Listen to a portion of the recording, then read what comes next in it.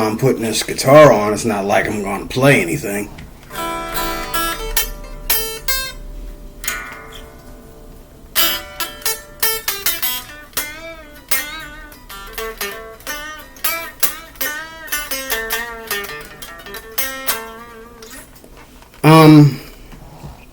Just wanted to give my testimony.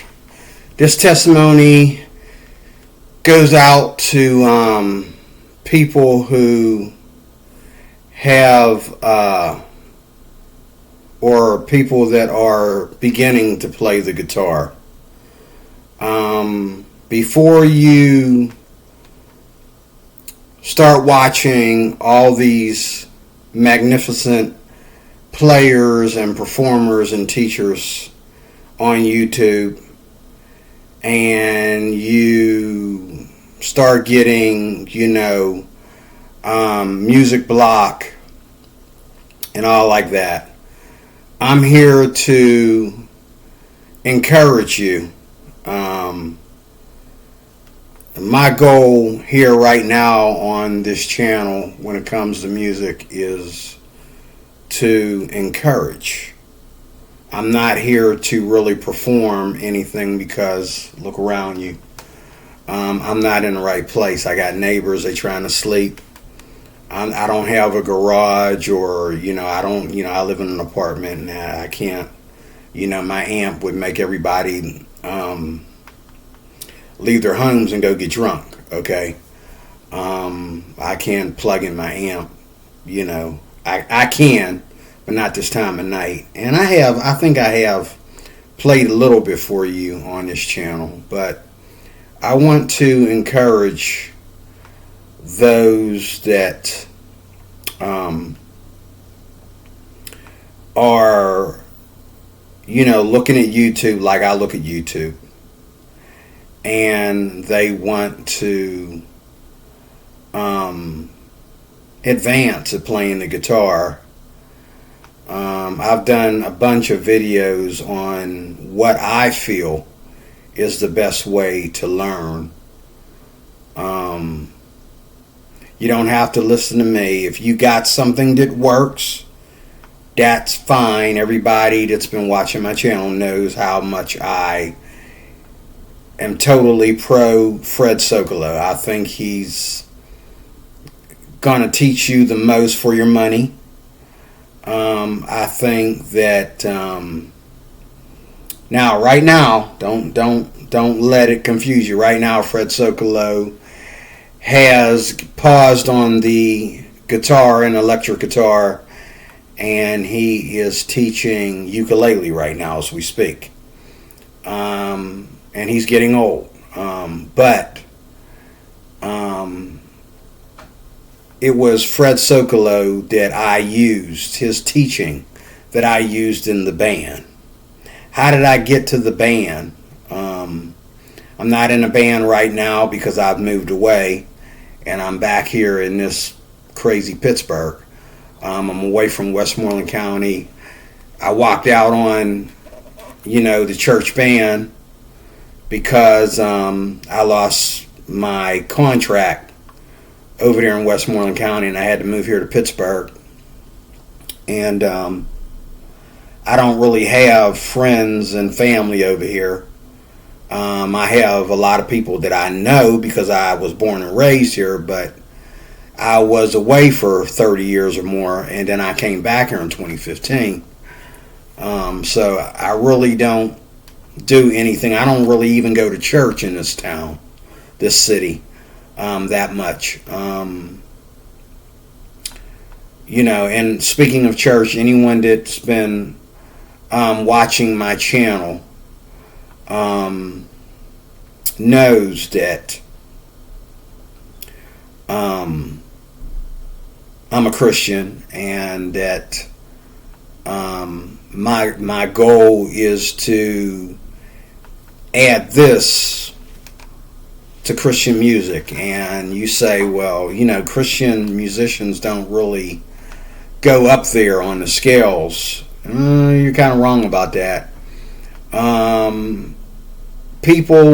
Many people, for example, more people that ain't Christians love Phil Keaggy than people that do. Phil Keaggy was one of the Christians going back to the early 90s. Before I started playing, I used to love to watch him on Cornerstone Television, and Tom Green was always playing his videos and letting him do his chops on Light Music was the name of the show. Phil Keaggy is no one, just like nobody sounds like B.B. King. And Phil Keaggy was not a black man. Phil Keaggy was a white man from, I don't think he was born in America. I think he was born either in Europe or the UK. But Phil Keaggy is the man. He's number one. The other one, if you want to listen to somebody that plays Christian music that you think can keep up with, Eric Clapton or John Mayer, okay, is Lincoln Brewster. He's one of the younger people. He's younger than me. Lincoln Brewster is awesome. And there's a lot of guitar players today that are Christian that I don't really pay that much attention to. But I pay attention to Lincoln Brewster. I pay attention to Phil Keaggy. Phil Keaggy's getting old. But Phil Keaggy is still able to play what he's been playing, and he's able to play new stuff. He's doing new albums and stuff. And he's starting to actually play with a lot of secular people and put some things together. But Phil Keaggy is my man. Lincoln Brewster is another one. Another one that he does have some albums out there is Jonathan Du Bois. Jonathan Du Bois Jr. Black man. He has his own style of adding ambience to gospel music. His playing is out of the world. I mean, he's underrated. He deserves better ratings than what he gets. But right now, speaking of, what you see here in front of me is what caused me to want to do this video, and that is this B.B. King video that I just got done watching. Part of my collection of B.B. King collection that I have. I have about 3 of his home videos, and this is one of the oldest. I also have the Blues Master, and I have the Blues Summit, and I have him in Lightning in a Bottle.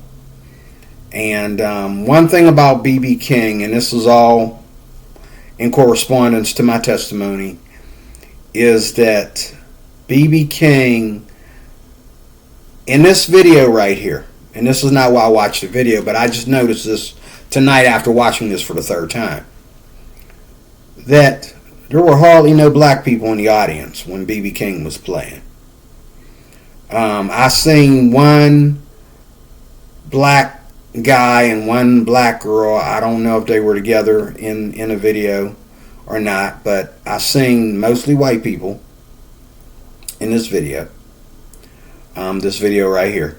In the audience, mostly white people. And I seen maybe a few kids. And people brought their kids because B.B. King, there's nothing wild and crazy about B.B. King. I disagree with some of the lyrics because some of the lyrics are supporting fornication and, breakup, and, it's the blues. It's supposed to. I like the blues, but it's not something I want to listen to all day, every day. But I love B.B. King not because of the lyrics to his music. I love him because his style. I'm not even really, 100% blues. I'm more of a R&B, pop kind of guy. Is what I'm into. R&B and pop, that mixture. That's what I'm into. But the thing is, B.B. King, when he gets up on stage, you don't see a pedal board anywhere. You don't see B.B. King. Now, before I watched this B.B. King video, I got done watching a Joe Bonamassa video right here. Joe Bonamassa right here. This one right here. Got done watching this, and I've been watching it lately because I've been busy and ain't been able to make videos like I want to, and I haven't been able to use my internet service like I want to.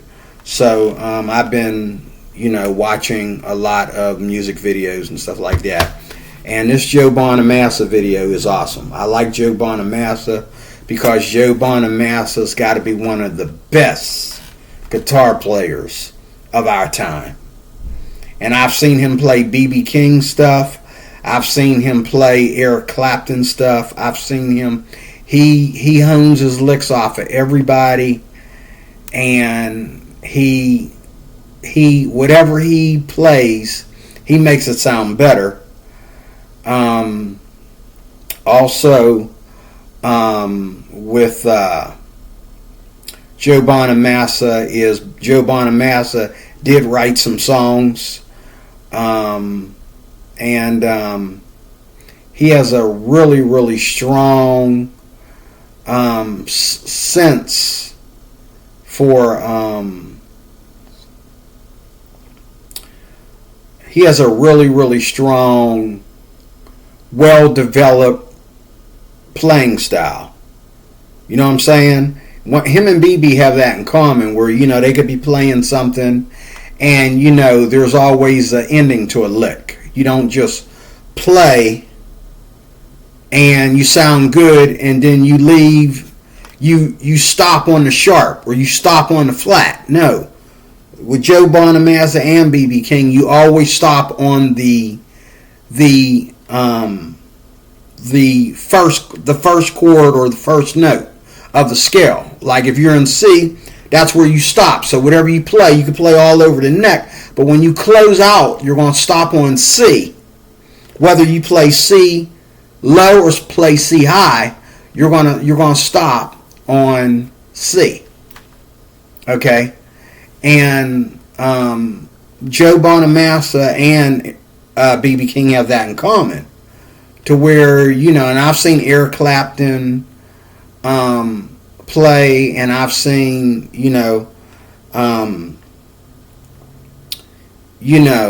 John Mayer is another one that knows how to end a song perfectly on the first chord or the first note.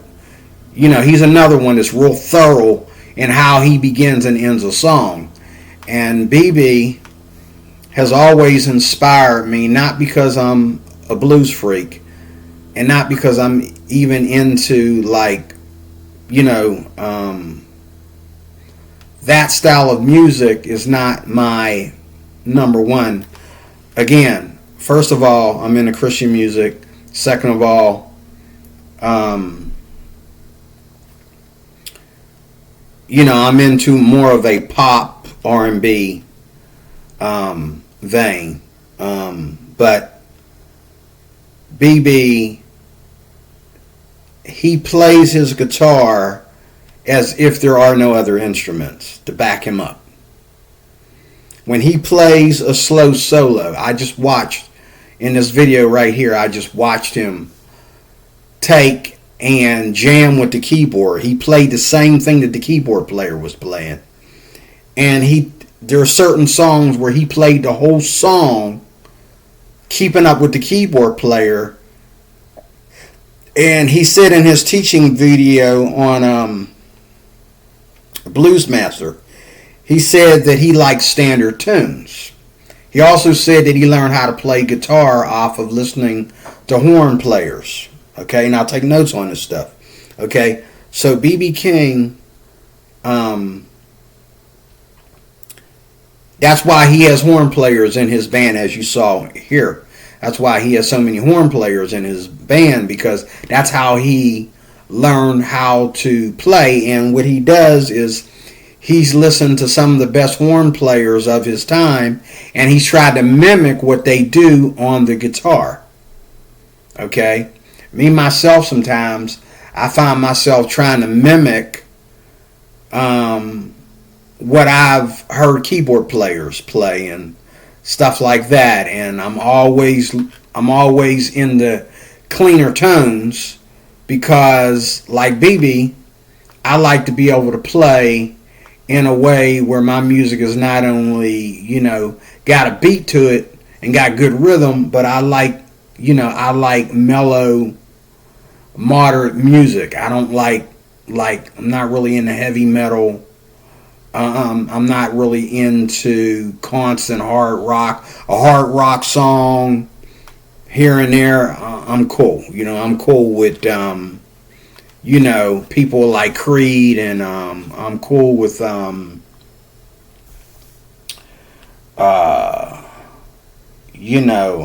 I done forgot his name. I just put a bunch of his stuff on my playlist.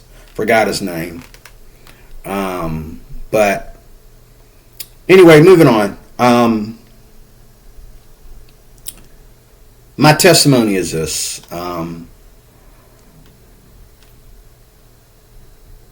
I grew up listening to BB, didn't know who he was. Didn't know that when I saw a picture of BB, that's the guy that's playing. Okay, I thought that was Martin Luther King's brother or something. I didn't know that he was a blues man without his guitar on him, Then when I saw his guitar on him, I'm like, what's that sound like, And I've heard him on the radio and that, and I didn't picture him with his face and his Lucille, his guitar, on the on a lot of his videos, on a lot of his music.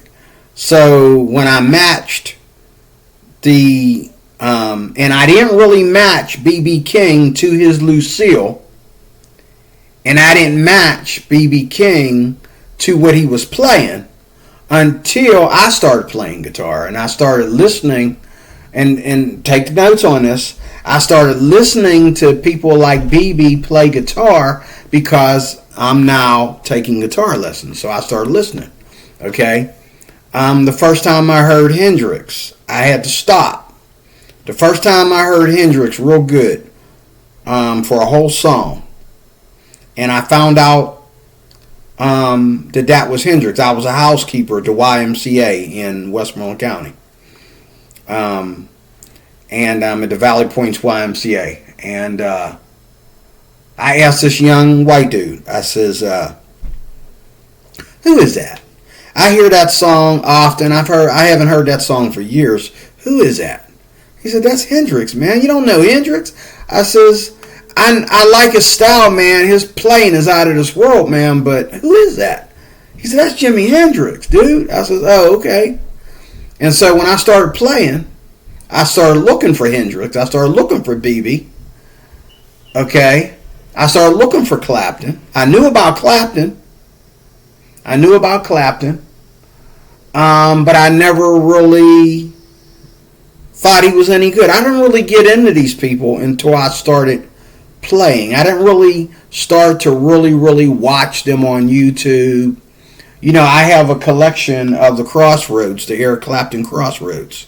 I didn't really get into that. As a matter of fact, I've heard more Eric Clapton on the Crossroads than I have, of him playing on the radio and all like that. Listening to Cream and Blind Faith and, Eric Clapton when he set out on his own to have his own thing.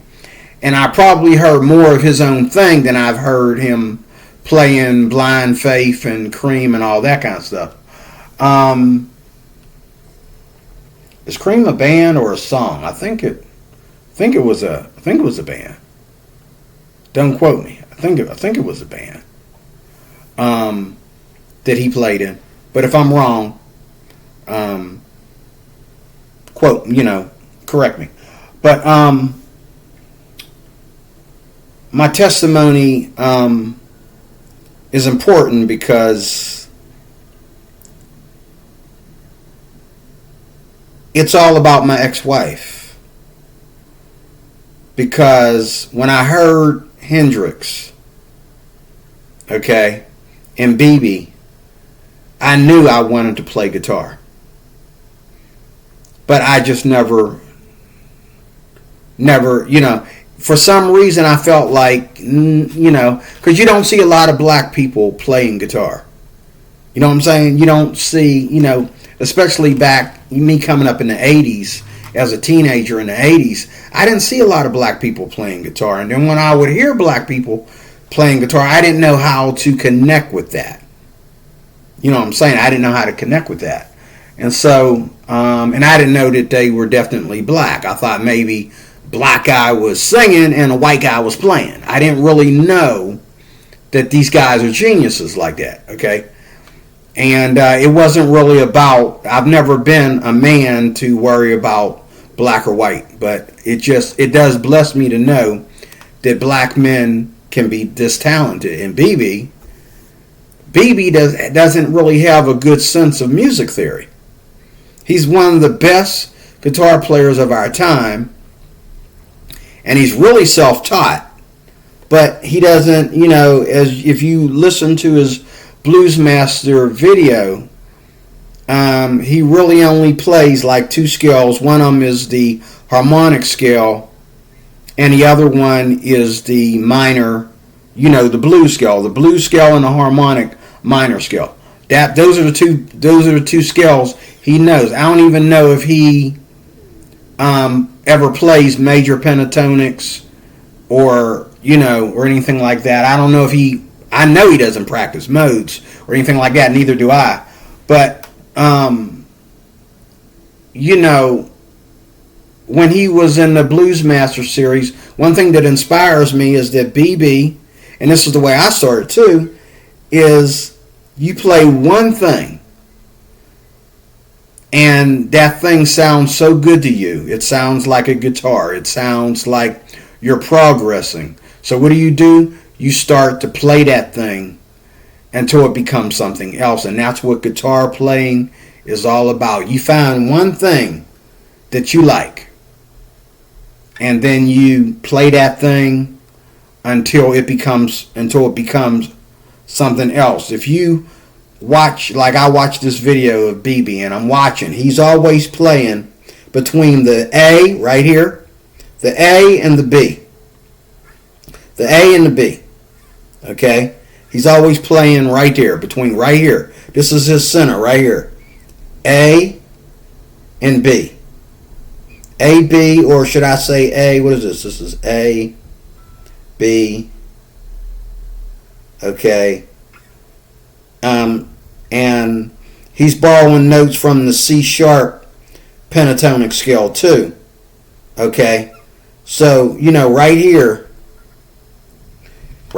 between the 5th fret and the 12th fret is where B.B. King, if you watch his hands, that's where he's doing most of his work. So if you know your theory, you know that he's spending a lot of time in A,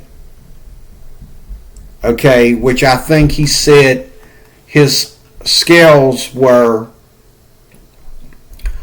E, which is, there's an E here, there's an E down in here, but it wouldn't be, that would be more major, I think, other than, and that's another thing he's doing too. He's mixing, I know this from studying Fred Sokolow material, BB's mixing major scales with minor pentatonic scales and harmonic minor scales. And that's another way he gets his sound, because if you look at his hands, we're at A, B, okay, we're at A, B, C, and C sharp. Okay. And he also comes way down here, okay, on his 335. And he'll do a lot of, but down here these are usually his whistles and hollers and all that stuff down here, But see, Fred Sokolow teaches us too that you can play everything. You can build a whole career just between 5 frets. You can build a whole career. Okay? Now sometimes you'll see BB go up here to play a chord. You know what I'm saying? He'll go up here to play a chord or something. But then he's back down here to A. Back down here to A, B, C, C sharp, D, right in here. Okay?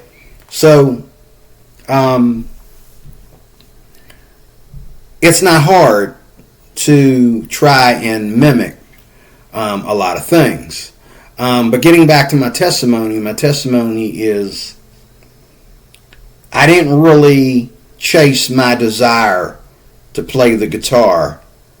I thought that as a black man coming up in church, what instrument am I going to play? I'm going to play keyboards because that's all the geniuses. Nobody was patting anybody on the back for playing the guitar in church. And I remember a group from Africa coming to my church. And there was no keyboards. There was just this African dude. I think he was the father of 2 of the girls in the group. And he was the father and the husband, and there were girls in the group that were not related to him, but he was the father and the husband of certain women in the group. And all he had was a Les Paul. No keyboards. The drums that we used was our drummer there at the church. He was a pretty good guy. He could blend in with anybody. And there was no rehearsal, just him trying to keep up with them. Our keyboard player, they didn't know what they were playing. So my keyboard player turned off his organ and he didn't play. But we just had our guy playing drums for them and this guy with a Les Paul. And when I saw them play and I seen how good he was, and even with no backup, this guy was able to throw some licks in there and all kinds of stuff. Nobody was up there but him. He was the soul music. He played this guitar like it was a piano. And then every now and then, he throws some licks in there.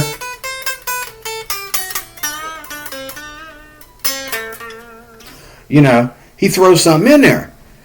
And it was beautiful. It was the most awesomest thing I've ever seen. And I knew, and I was a teenager at that time. I was barely, I think I was barely graduating high school at that time. I was in high school, I think, at that time. And I said, I definitely want to play the guitar, but I wasn't pursuing it as what I wanted to do, but I wasn't pursuing it. Take notes. A lot of times you want to do something, but you don't pursue it. Okay? You just don't pursue it. Okay? And you got to pursue it, or you'll never succeed. And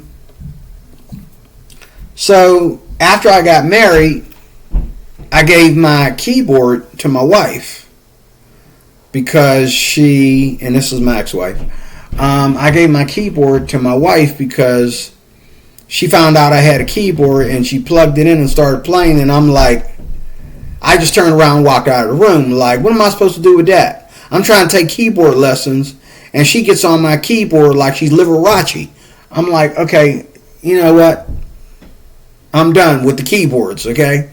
And so, we were singing together and all like that. I wasn't playing the instrument because I just never really, didn't study any theory or any chords or scales or anything. I didn't try to fit in. I remember I had a little tiny keyboard. It was about this long and this big. And it was just a little one-hand keyboard. It was like a little keytar. It was a toy. It was a toy, but it had a great sound to it. And so I used to take that to church. It ran on batteries, and I used to take it to church and make little scales on there, make my own little scales on there for all my favorite songs in church. And it was amazing. And so I told myself, I definitely want to play keyboards. And then that thing started to malfunction or something, and I left it somewhere. I forgot what happened to it. But between me moving, leaving Pittsburgh at that time, I think I left it, in the basement or something. I don't know. But that made me want to buy my own keyboard. So when I came home from Job Corps, I said, you know what, I need to pursue my keyboard career, and so I bought myself a Casio. I bought myself my first keyboard was a Casio. The one I have in a closet behind me is a Yamaha, I think. It's definitely a Yamaha. But I remember I've had a couple of keyboards. I had a real cheap sounding Casio. Then I had a Yamaha. Then I had another Casio, I think. But, when I heard my ex-wife play, I was like, that's the way a keyboard's supposed to be played. I have no skill to play keyboards. And I figure I'm not playing the keyboards in this family. So she says to me one day, because we were doing fine with her just running things, as far as writing songs for the group and, playing backup for some of our songs and stuff like that. What she would do is she would record herself playing, because it was very hard for her to sing and play at the same time. So she would, like B.B. King, she would record herself playing, okay, and then she would sing, and sometimes, she would play over the loop and play, riffs and fill-ins on which she had already recorded, So that's that. And she was pretty good, nice voice, nice playing style. And we immediately, as soon as she started playing, we ended up in the church band. We ended up in our own church singing group as we moved on, and wherever we went, And so there were places where, after she told me one day, she said, we should get a guitar just to have around the house. Out of all the things that she would never let me have around the house, she said, we should get a guitar just to have it around the house. And I looked at her, and I looked at her like my mind totally went in defensive mode. I was thinking, woman, you ain't going to beat me at playing keyboards and playing the guitar too. You don't even play guitar. I'm not going to let you beat me at playing the guitar. And I'm not going to let my stepson beat me at playing the guitar, because my stepson, he's very, very good at playing drums. And, he also likes to pluck around on the keyboards.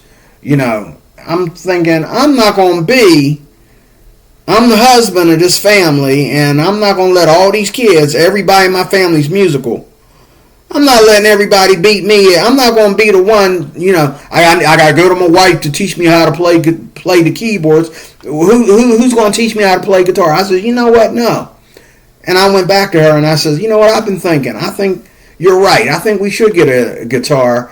I think I should take guitar lessons. And I started telling her about how I always wanted to play guitar. Started telling her about it. And she's like, okay, well, hopefully it won't be that much money. So we had a place right around the corner from us called Trigar Music.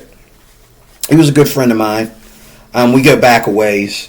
I knew him before I ever started buying instruments off him, because I used to also go in there, and sometimes he would order cassette tapes back then, or CDs for me. So I knew him. And I also had a pair of bongos. I bought a pair of bongos off of him because I actually, I had the kind where you have to use you have them kind of skins where you have to use a lighter to tighten up the skins to get a better sound. I had those kind of bongos, and I put the flame too close to the bongos, and I burned a hole in my bongos. So I went to him and bought a pair of bongos one time too. But I bought my first electric guitar. It was a black, shiny cruise guitar with a very laminated finish, shiny laminated finish on the body. It only had one pickup, okay? And you could look at it and you could brush your teeth. You could look at it and shave. That's how shiny it was, and that's how clear your reflection was on it. You could actually shave. It was like a mirror. It was a beautiful guitar. Had a nice mellow sound, a very powerful sound. It worked great with my 9000S, which I had to argue with my wife to get, and we finally got it. I had a Zoom 9000S back then. That's one of them little. It looks like a calculator, but it's actually a processor, and it goes into the arm on your amp, and then it goes from a phone cord into, you use a phone cord to go from the processor into the foot pedal. The foot pedal had a lot of drop in it, but I had so much fun with that thing, and even though I didn't really play it out that much before I ended up trading it in for better stuff, I loved that thing because when I went home, all I thought about was playing my effects and seeing what they sound like and all like that. And things like that, and take notes on this, things like that will keep you playing. Okay? Even BB said that at home it's different. He'll plug stuff into his guitar and stuff and see what it sounds like and all like that. He loves to play, along with CDs and stuff and other guitar players, recordings of other guitar players and all like that. That's one of the things that helps him get good, and that's one of the things that keeps him fresh, even though he doesn't really practice the scales and the chords. He admitted that like he should. He don't practice them like he should. He don't really even know them like he should. He knows what he knows to do what he does. And this guy is like the greatest blues man that ever walked the planet, okay? But, for me, it was Jesus is the sweetest name I know, and I played it by accident. The day I bought that black cruise guitar, I played that song by accident. I said this before in other videos. And I just started, and I was so excited about it, I couldn't wait to play it for the brothers at the church, because they were like, "Oh, you playing guitar? You need to play something for us." I said, "Okay, I will." I was excited. So, I got down there, and I have a hearing problem. So when I got down there in the basement and turned the guitar on, they all started screaming, "Hey, turn that down, man! You gonna put a hole in the ceiling? Turn that down, And I was like, "Oh, I'm sorry, with all them singing and talking, it didn't sound loud to me, but it was loud to them, And at that time, I didn't have my hearing aids in, so that was an issue. But when I played the song, they said, "You forgot the bridge, right?" I'm like, "What's a bridge?" "I forgot the bridge. What's a bridge?" And they were explaining to me. They didn't know what a bridge was either. They just knew that was the bridge. So they were like, "Well, when it says kings and kingdoms shall all pass away, there's something about that name. You left that out." I'm like, "I did leave that out." So I was so embarrassed. That was my first, like the very first time I ever played out. I felt like I wanted to quit. So I went home and I couldn't find that bridge when it was right there. It's right there. It's not an extra chord. All you're doing is just playing, and you'll learn this in your journey. Like, all you're doing is playing what you already played backwards in order for the bridge. And it took me months to actually play that whole song in its entirety. And it wasn't until I went and I was in church and I asked my pastor one day, I says, y'all played that song. There's some, Jesus is the sweetest name I know. Do you have a copy of that? And he said, yeah, and it was in a different key than what I played it in. I played it in like C. On the paper that they gave me, it was in A. But I realized where they played like the ninth chord, they went to that ninth chord. I didn't know nothing about ninth chords. There was a ninth chord in there that took it down, and there was a flat in there. There was a flat to a ninth chord that took it down or something like that. And that gave it that kings and kingdoms. I took it down to like, it was almost like a transpose type of thing. And, I had to learn this stuff, But here I am today, remembering all that, remembering all my screw ups. So what happened was my ex-wife was the one that got me to pick up a guitar. And I told her one day, I says, if it wasn't for you, I would still be thinking about playing guitar instead of playing guitar. And after I started playing guitar, then we fought all the time about what she's buying for herself musically as far as what I'm buying for myself. I had to have the cheapest guitar, okay, while she had the most expensive keyboard, and that's why we had so many problems. And we were just fighting about that all the time. And this guitar here is, when I bought this guitar, I bought this after my divorce. All my guitars were real cheap, except for one. And it was a Peavey that I had bought. And I didn't know nothing about the truss rod. I don't even know if we have one in here. Oh, okay, it's up here. Okay. The truss rod started acting up after I had that Peavey for about a year. And somewhere up here it kept going out of key. I couldn't tune it and keep it like one of these bass strings. I couldn't keep it in tune. So it wasn't until later, after I sold the thing, that my pastor told me, well, did you check the truss rod? I said, I don't know about no truss rod. But that was a really good guitar. I enjoyed it until it started having trouble staying in tune. And we found out it was a truss rod, especially up here in the bass strings. And that was a very nice Strat. And at that time, I thought that the only guitars that I play are Strats. I like Strats because they're light.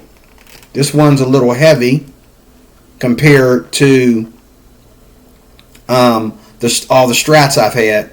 But this here is lighter than a Les Paul. Okay. And the first time I played a Les Paul at a music store, I scratched my hand on it real bad, and I had to it was actually bleeding because of the way the bridge, it's like here, this is in that family, but you can see where like this tail piece is way back here. But on a traditional Les Paul, everything's up here. It's closer. The bridge and everything's further. You got less room. And so I was like trying to practice my chops at the music store, and my hand was bleeding. Okay? And I said, I don't like a Les Paul. But, when I played with people and stuff like that, they worship Les Pauls. There's nobody out there that doesn't like a Les Paul. I know a guy who, he's just like me. He chose to play something similar to this Schecter right here, and his is black. but he plays something similar to this because he too could not take the weight of the Les Paul, and he could not afford them. And he told me if he could afford a Les Paul, he says he got about like 5 guitars that equal the price of one Les Paul. And they're all good quality guitars. Ain't nothing wrong with them. They sound better than Gibson, and all like that, And this guy was a professional musician, wrote a lot of songs, been in a lot of different bands, good friend of mine. And but he couldn't afford a Les Paul. And so he didn't like the weight of the Les Paul either. So just like this guitar here, same kind of hardware and stuff, copying off of Les Paul. But it's a lighter guitar, and it has some features on it that help it keep up with Les Paul. And I always liked, guitars. I have a friend who, before he died, he got mad. He got mad at me for buying this guitar because he don't like the headstock. He only liked Strats, which I have one right here. You can see the headstock here. I have my Squier there, but he didn't like this headstock. So he was mad at me for getting this guitar, and I let him play it. And he's like, it's a nice guitar, but still that headstock, man. But I miss that guy. I miss Bill. He fixed so many guitars for me, and that because I bought cheap guitars, so he would fix them for me. And when they needed fixing and stuff, and there were things I could have done myself, but I'm not mechanically inclined, And even that Cruise I had, that I couldn't wait to sell it or get rid of it because it started gouging up here in the neck, because the whole thing was basically the cheapest wood that you could ever find. For something that had such a great sound, the body on that thing was just made like out of plywood, especially the neck, especially the fretboard. It was just like, and you could tell, people would look at my guitar, they say, well, I can tell that you love to play in the first 5 frets. I tell you don't really play beyond the first 5 frets because look at all the gouge in those fretboards, And I said, yeah, they says, how does it, but it sounded good. It's, it's one of them things where the guitar sounds better, with extended use, And you could tell, I played a lot back then when I had that first electric guitar, my very first one. I played a lot. That was my favorite thing to do. My son was playing video games. I was playing guitar. My daughters was playing, everybody was fighting over the video game console. Everybody wanted to fight over the video game console. I was in my room, locked myself out away from the rest of the family. I was playing my guitar because my very first guitar, I was learning my first chords and scales and that. And back then, I learned this too. Most of what you play is not lessons. You may take your lessons and rebel against those lessons until that becomes something else. But mostly what you write in that, even if you do know your theory and all like that, it doesn't come. Let me tell you something about playing the guitar. Lessons do not teach you how to play. Lessons do not teach you how to play. You know what teaches you how to play? Relaxing. Relaxing. As I was watching B.B. King tonight, just relax and find your place. That's what teaches you how to play. Becoming good at one thing at a time. So, B.B. King, he's up here between A and C.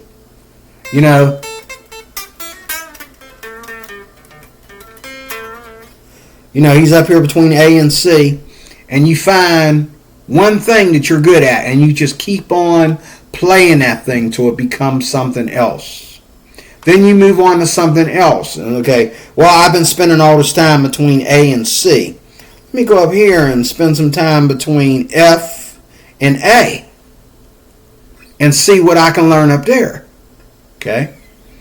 Now, when I play the ukulele, the baritone ukulele, I'm always up here. This is my favorite place. When I started playing baritone uke, I'm always right here between F and A. This is my favorite space on the ukulele, right here between F and A. Now, when I first started playing the guitar,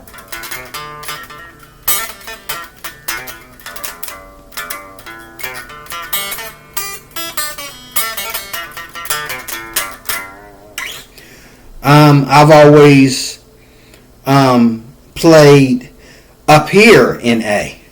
Up here in A and E. That was my favorite place to play, between the A and the E and the scales to go into that. And I didn't know the scales back then. Now I can try to at least remember, because I know the scales from memorizing them out of a book. I can try to mimic what I can remember. Okay? But usually most of my scales that I play, none of them are open. They're all closed scales. There's no open strings. So when I come down here, I should say, when I come down here, I have to remember, like, the simple lessons that I learned, playing various scales up here before Fred Sokolow brought me up here. Okay? So Fred Sokolow brought me all over the neck, whereas Mel Bay kept me up here. You take Mel Bay lessons, Mel Bay hardly ever comes up here until you get to like book 3. Then he brings you up here to like the 12th fret, and he doesn't really go past the 12th fret. But Fred Sokolow took me all over the neck. That's what I love about Fred Sokolow. As soon as he taught me one chord, he showed me how to take that chord and go all over the neck. That chord becomes something else. Here it's, for example, F. F is not only a chord, it's a scale. That's how you learn your theory. F is it's not only a chord, it's a scale. Okay? G is not only a chord, it's the F major pentatonic. It's the F blues or minor, F minor, F minor, F major pentatonic, and F major pentatonic can be played right there. Same thing with G, same thing with A. You got that F formation. That F formation becomes a scale. You just play that inversion all over the neck, Fred Sokolow stuff. And everywhere you play that F formation, you can learn how to play a minor pentatonic, major pentatonic, and the major scale. Those 3 scales can be played with just this F chord, bringing this F chord all over the neck. And then there's other chords, like if you play the D chord, there's a scale that goes with that, and you can move that up the neck.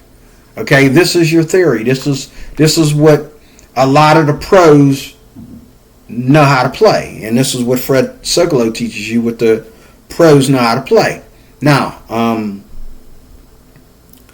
when my ex and I split up, I stopped playing guitar for a while. And what really, really, really brought me back, it wasn't until it took a while after we split up, because one of the things that we did together was music. So when we split up, I did not practice my guitar, because what made me practice my guitar was my man cave. I would go to my bedroom. When you go to my bedroom, my guitar, not this one, I had a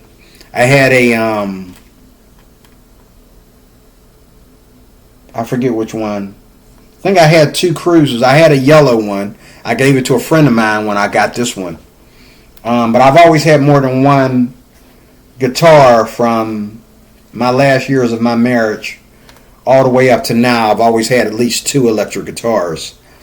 But when we split up, it hurt, and I didn't practice or anything.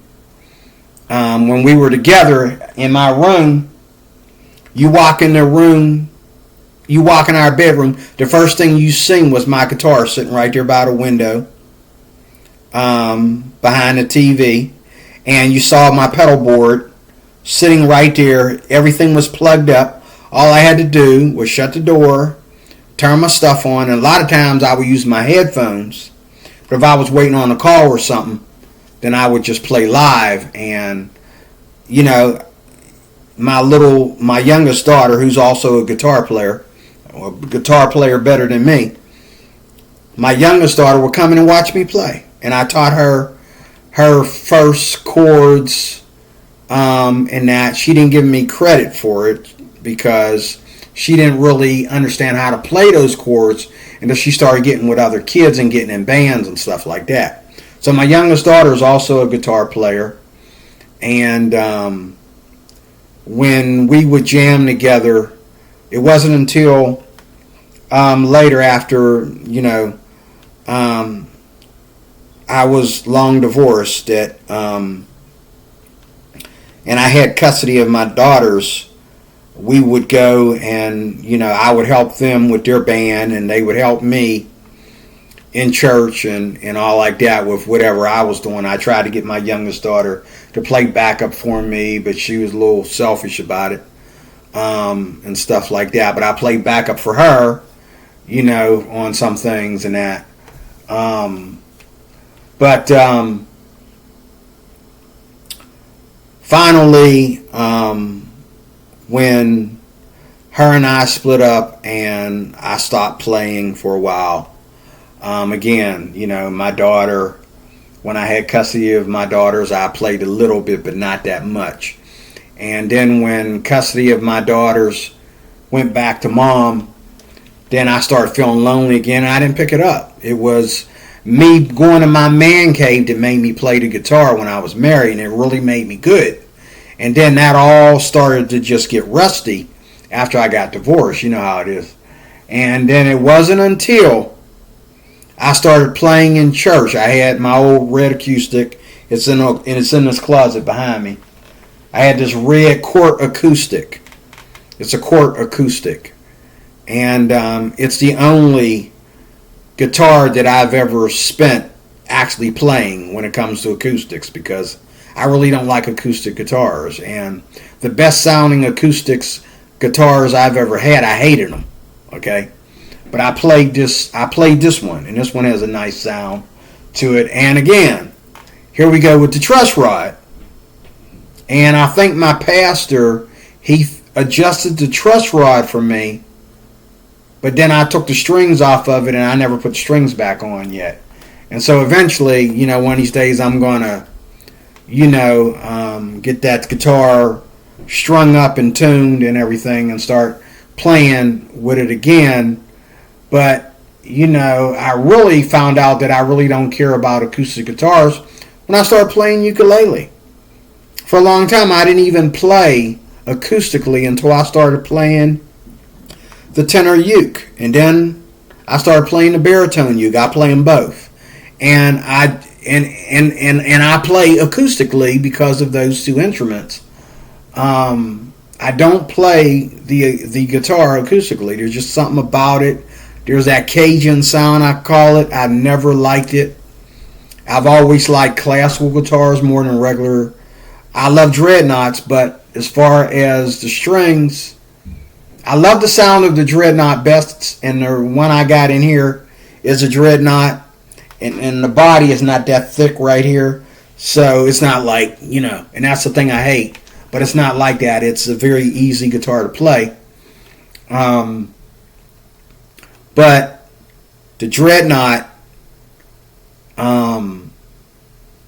is a good acoustic guitar, but I really like nylon strings, and that's another reason why I play ukulele instead of acoustic guitars, because I like nylon strings. I've always been in love with nylon strings when it comes to acoustics. So when it comes to the electric guitar and when it comes to the Merlin, smaller instruments like that, I don't mind steel strings.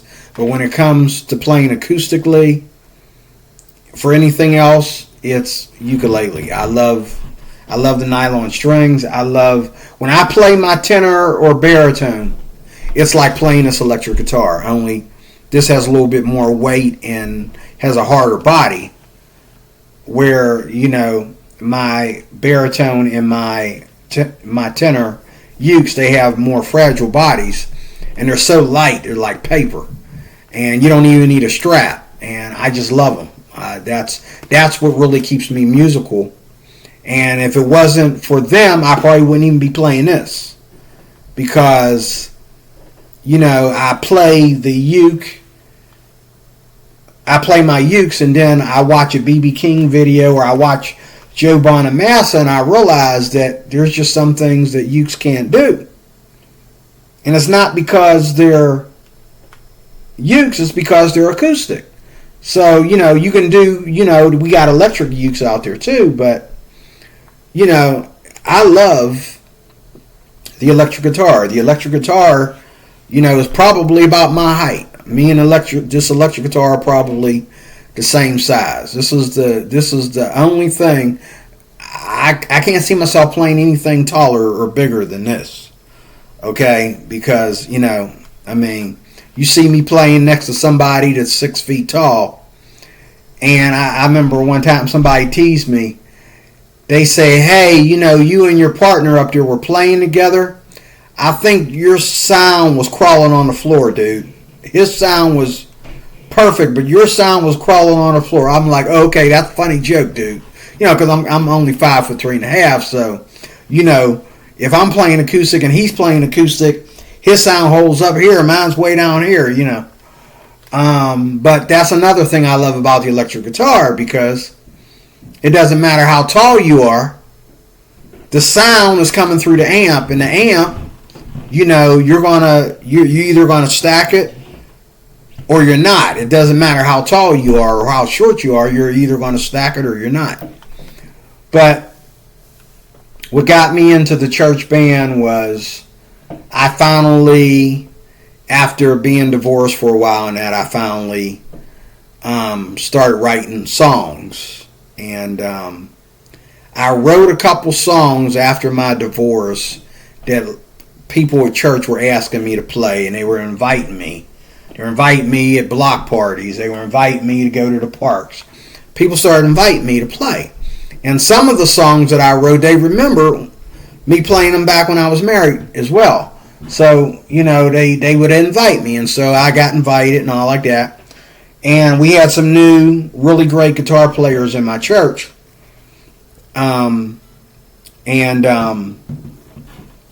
of them moved away. Him and his wife moved away, so they had no guitar player. And because this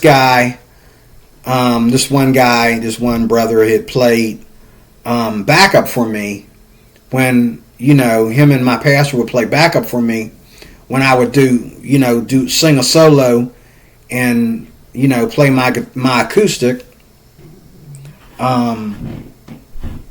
in church. What they said to me was, "You know what? You ever think about being in a band?" I said, "Oh no."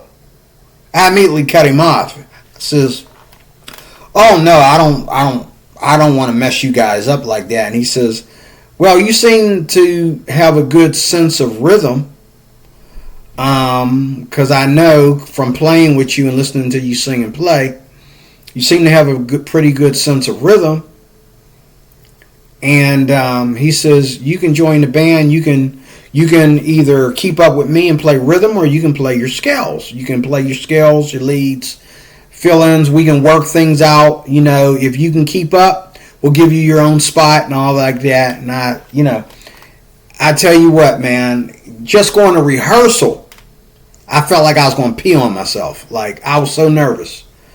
And as soon as they started playing, I started thinking about Fred Sokolow. Because what the heck is he playing? And I know, okay, so I know these bar chords. My hand is hurting. I'm playing all these bar chords and my hand is hurting. So I started playing Fred Sokolow. I started playing like the some of the songs we practiced. Well, let me go home and practice this, because Fred Sokolow also taught me how to play fragments. You have like your bar chords, And then whenever you play inversions up the neck, those are called fragments. Those are called chord fragments. So Fred Sokolow teaches me that too. So when I came back, he's like, my pastor, because he knows that stuff. He knows a lot of the Fred Sokolow stuff. He already knows that stuff from other teachers. He said, D-Roy, that's pretty good. That's pretty good. So, I was able to do that. Also, I went to I says, are you playing in a bluesy vein or okay, you're playing the classical vein, so I probably want to go major, right? Yeah, you want to go major. Okay, that song right there sounds a little more R&B-ish. So, let me know, go ahead and play and let me see if this sounds good. And I would play the pentatonic, And one of the things that really embarrassed me, and this is where Joe Bonamassa comes in, because, people like him and John Mayer, this is where they come in. One of the things that really embarrassed me was when my pastor asked me to play bass notes on my electric with the bass notes that were being played on the acoustic. And they expected me to hear it, and they expected me to just look at his hands. And that's one thing where I don't do so well. I do have a hearing problem. I wear hearing aids. And from day to day, a note might sound different to me because my ears being clogged or whatever. I could not listen to him play that bass line and imitate him. And what I did was, and it kind of hurt me, and they let it go, but it kind of hurt me that I couldn't do it. Now, the guy that I was playing with, I would find something and I would say, okay, well, I would play this lick while he was playing the bass line. And it all sounded good. It sounded good together. But my pastor was like, I really wish you would play that bass line. And I would play it. But then when we got up there to play for the service, for the day that we were supposed to do it, I couldn't keep up with him, so I stopped. And I would go back down here and play what I normally play, okay, or back up here rather to play what I normally play, because that bass line just wasn't kicking for me. So being in the band is fun until you start to find out that you got a lot of practicing to do. And another one of the things that my pastor got on my case about, and I noticed this, how B.B. King and Joe Bonamassa both are very good at this. And that is playing hard and soft. Okay? And they're both, I watched B.B. King. He played the Thrills going at the end of this video. I showed it to you. He started off hard.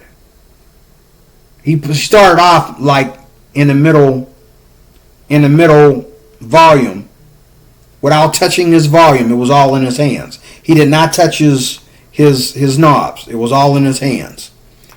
He played soft, but he played moderate, but and then he went real soft.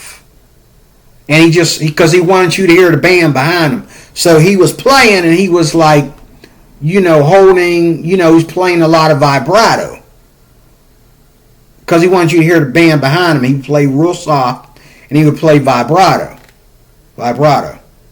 Okay? Vibrato. He was playing all over up here in this A area where he loves to play. He was playing mostly vibrato. I think the Thrill is Going is written in the key of B. So he was right here.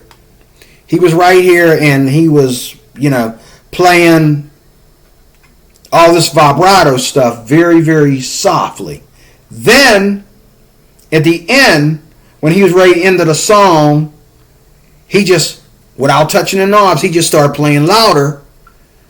And, it was just amazing. Joe Bonamassa has that same skill. where one of the songs that he does at the end of his video, and I think it's a song that he wrote, and that's why he's so excited about it. And he put a lot of work into that one song. You can tell all the licks and and it has a standard tune to it. This song that Joe Bonamassa played, it's called Mountain Time. Let me know what you think about Mountain Time. Look up Mountain Time, Joe Bonamassa, and look at the way he plays that song called Mountain Time. And he plays all over the neck with this song. Okay? He plays the heavy chords up here because of the bass lines are deeper up here and all like that. Then he comes here in the middle somewhere and he has like the bridge and that. Then he comes up here for his main licks. Okay? It's just amazing. And Joe Bonamassa, he knows, like, and he was talking at the end of the video. He was with the guy from Nash, Stills and Nash or something like that. He was talking to him, and he says, "I'm into patterns." So Joe Bonamassa, he learned how to play the guitar by patterns. That's what he said out of his own mouth. Patterns, the same kind of stuff I'm learning from Fred Sokolow. Like, here's a scale pattern, here's a scale pattern. You'll have the F chord, okay? Turn that into a G, that's another scale. Turn that into a D, that's another scale. Turn that into an E, that's another scale. Whatever, okay? Those are patterns. You use chords,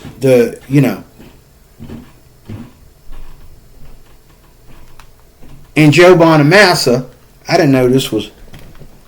I thought the volume was turned all the way down on this. I'm just now hearing this. But Joe Bonamassa is really good at that. So I'm going to end the video right here. And now after moving back here to Pittsburgh, after, I lost... my job lost the contract. We all had to look for other jobs. And I was due to get the supervisory position, and I did. So that's why I moved to Pittsburgh. And I walked out without anybody telling me, because at the same time that I got the supervisory position here in Pittsburgh for my company, I was also homeless, okay, and I don't want nobody to know. So instead of saying goodbye, I just and a friend of mine got me a place here in Pittsburgh before I even moved out here. He got me a home out here, a place to stay. He got a friend of his to help me stay out here. So it all worked up good, because I ended up getting the position at University of Pittsburgh as a security supervisor. So that worked out for me. And that's when I started playing the guitar again. When I felt really good about my job. I would come home and I'm doing really good. My superiors like me. I get along with everybody at my job and everything. I feel like it's time to come home and celebrate. So I would come home and I started playing again. And now I went from being a supervisor to this new job, because I knew we were going to lose that contract. And this last job that I had has drained a lot out of me. And trying to keep up with them. Especially working midnight. I was working afternoon and daylight and working nights twice a week.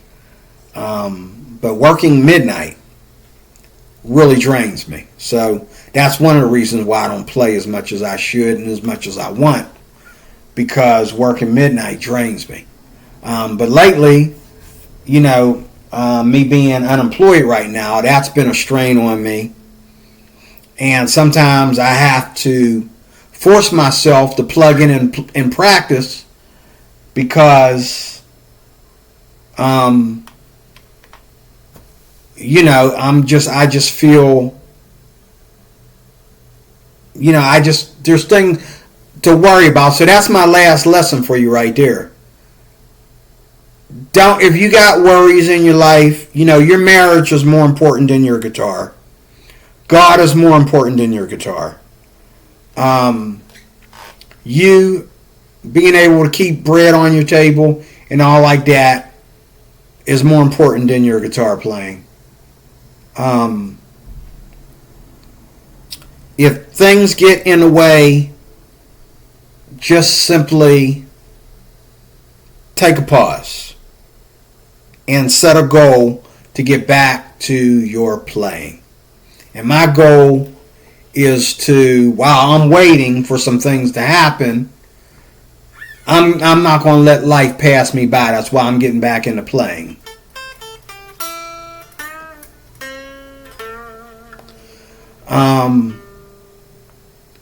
I'm just not going to keep letting life, and notice too, I'm not going to keep letting life hold me back from what I want.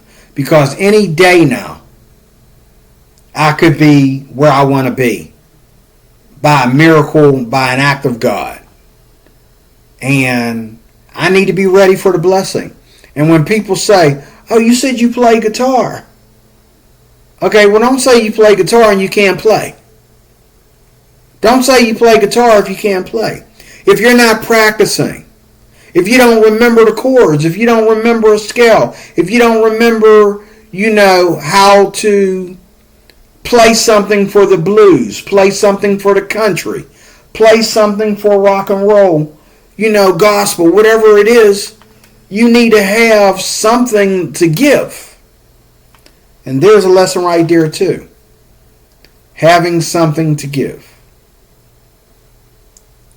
Do we only know how to give heavy metal? Do we only know how to give the blues? Do we only know how to give, rock and roll? No, you should. And that's what I love about people like Eric Clapton. Eric Clapton can play anything with anybody. He can find his place. And if we're playing country, okay, I got something for that. If we're playing blues, I definitely got something for that. If we're playing rock and roll, I got something for that. Eric Clapton has it. John Mayer has it. John Mayer can play blues. He can play rock, pop, classical. Joe Bonamassa, he can play blues. He can play rock and roll. I don't know about the classical. I don't know. I think some of the stuff he plays is also considered fusion. He knows how to play a little bit of fusion. I've never really seen him go jazzy, but God, these guys are so good. And Joe Bonamassa inspires me. Him, John Mayer, and B.B. King got to be my three biggest inspirations. And I don't really support any music that's not really Christian, but I do support their talent. I do believe that they're blessed of God to play.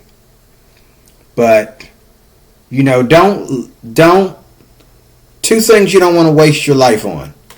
You don't want to waste your life by not touching your guitar at all.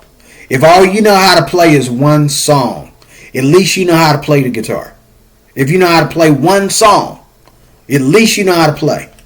Play that one song for your girlfriend until she gets tired of hearing it. And then go find another song to play to her, okay? If you know how to play one song, you're playing the guitar. Don't waste your life. The other thing, don't waste your life by trying to be somebody you're not. Okay? I'm never going to sound like B.B. King. I'm never going to sound like John Mayer or Joe Bonamassa. I'm going to sound like DeRoy Cruz. And there's people out there that love my sound. They love the songs that I've written. They love the little bridge that I do, the little lick thing I do in between, chords and stuff like that. They love how I play. They invited me to join the band. The band hurt me. it hurt me because it started to show me some places where I got a long way to go. But I knew I had a long way to go. It just hurts when you're already out there and you have a long way to go. And you do have a long way to go. That's why you need to treat everything you do with a professional attitude. If you're playing the scale, learn where all the C's are in the C scale. Okay, there's a C, there's a C, there's a C. You got 3 C's in that scale. You got 3 registers. Learn them all. Same thing with any other scale that you know you're going to be playing. Chords. Learn all your basic chords. Okay, learn all your majors, all your minors. Now your sharps and flats, you can move them up the neck. You don't really have to be in one position or the other. But learn all your major chords. All your whole tones. Learn all of them in all the positions. Okay, and then you can just go down or up for the flats and sharps. Okay, learn your majors, your minors, your minor sevenths, your ninths. Learn your augmented. Okay, and I'm just now getting into. I didn't really get into augmented chords diminished chords until I got into the ukulele, because Hawaiian ukulele players, they play a lot of diminished chords in their songs. Diminished chords are one thing that uke players are good at, is the diminished chords. And there's the ninths and there's the sevenths, there's the minor sevenths in ukulele music and all like that. And Fred Socolow is teaching both the guitar and the ukulele. So I can't lose. I got just as much ukulele material as I do guitar material. It's just a matter of finding the time to practice. But like I said, don't waste your time not practicing at all, and don't waste your time trying to be like somebody else. Okay? If you really, really, really love the blues that much, you will go bluesy because it's in you. It's in your essence. It's in you. If you love rock and roll that much, it'll come out of you because it's already, it's part of who you are. And I'm not trying to sound spiritual. I'm just saying that whatever you really, really love, as you learn, it's going to naturally come out of you. Don't worry about rushing. Don't worry about forcing yourself. Don't worry about what other people are doing. Whatever you like. If you like blues, it's going to happen as you keep getting better and better and better. If you like rock and roll, if you like pop, you like classical or whatever, it's going to happen. There are people that played the electric guitar for a while, and then they went to playing acoustic guitar and playing classical music because they found out they learned from playing rock and roll. But then they found out that they really, really, really want to play classical. That's what really blesses them. That's what really touches their heart. And vice versa. There's black men out there who thought that, oh, I'm black, I play blues. We all play blues. And they found out, no, you don't. You play rock and roll, dude. You play rock and roll. Okay? And so, don't waste your time, but don't waste your time, and don't let other things waste your time. Don't let other musicians waste your time. Don't let pride and arrogance and competitiveness, people trying to compete with you in that, waste your time. You know what I'm saying? I've been around people who, they ain't worried about the band, they ain't worried about the song, they worried about, muscle. Well, go lift weights then if you're worried about all the muscle. We're trying to play guitar here. We're trying to do music. That's the softer side of a man, to do music. I don't care if you do heavy metal with tattoos all over your body. If you're doing music, you're doing the softer side of being a man. That's your more softer side. Okay? So stop with the macho hotshot crap. I've walked away from people. I've been in places where, are we going to practice, or are we Can somebody tell me what chords we're playing? Okay, I gotta go. I got things to do. Y'all playing, don't know what chords y'all playing, don't have no sense of theory or nothing. Y'all think I'm supposed to come in here and just... No, that's not how I work. That's not how I operate. You know? I operate with us talking and playing, having a sense of rhythm, having a beat, having timing, having a vocabulary. That's how I practice. That's how I play. And I learned a lot of that from being in the band, of what it takes to really put a song together. You know, and it can get boring a lot of times, and you don't want to get bored, because when you play out in front of people, you don't want to sound bored. You want to sound like you're really into what you're playing. You're really into what you are doing. And so you never get bored, but don't waste your time either. So there's my testimony. Thank you. I hope this helps.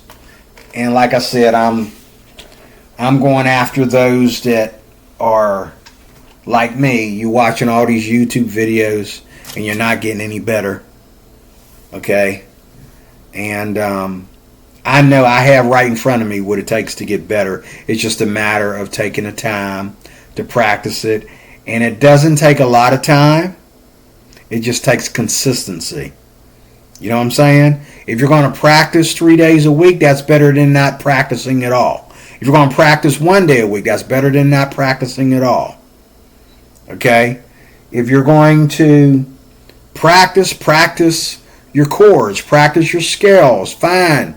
Sure, you love transcriptions, but you need to know your chords and your scales for yourself, and not just play transcriptions or try to play like your favorite artist. You need to learn the theory that it takes. Because for me, I don't really have a favorite guitarist. I love to watch a lot of them, especially the most popular ones. But I don't really have a desire to play like none of them. I have a desire to play like myself, according to my lessons. Okay? If I play enough Fred Sokolow and that makes me sound like Robert Cray, then hey, I guess me and Robert Cray got something in common. But I'm not going to say, okay, well, I'm going to try to play like Robert Cray and that's going to teach me how to play guitar. No. Robert Cray knows the chords that you don't know. That's why he plays like he does. He knows the scales that you don't know. That's why he plays like he does. Even B.B. King knows at least, a couple scales, and they're inversions all over the neck. Okay? Don't waste your time. Don't waste your time by not putting in time, and don't waste your time by trying to be somebody you're not. Okay? We got enough people in the world trying to be somebody they're not. And what happens is they end up not playing guitar, or even after they sound good for a while, they end up putting it away. But you want to sound like you. Okay? You want to sound like you. Okay?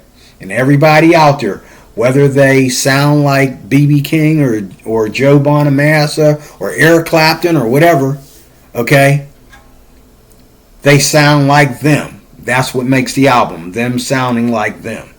You sound like somebody else, your music's not going to sell. So why waste your time with that? From the jump, think about you. Focus on you. Focus on you. Okay? God bless you. Thank you for watching. Talk to you later on this week with more. God bless.